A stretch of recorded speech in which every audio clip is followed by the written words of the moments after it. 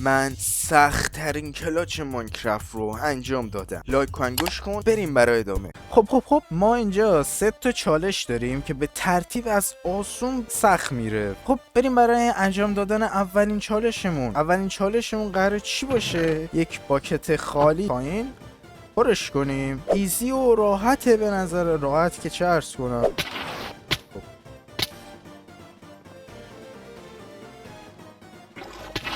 ایول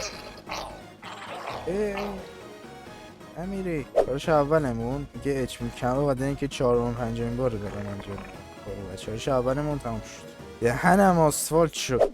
خب اینم از دومین چالشمون که دومین چالش ما صدل کلاچه که حالا نمیدونم بقیه به چی میگم. من خودم به شخصا میگم صدل کلاچ. بنده خدایی که اون پایین میبینی قراره بپریم روش، داره میلرزه. پریم بنده چه ایول سیرینگ.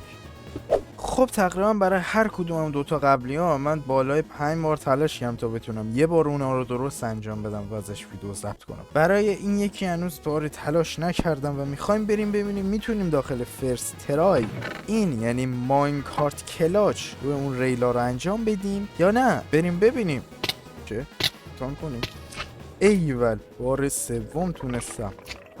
بالاخره آره نه کمک. خب پس فکر کنم به خاطر همینه که دارم بهت میگم. آخ آروم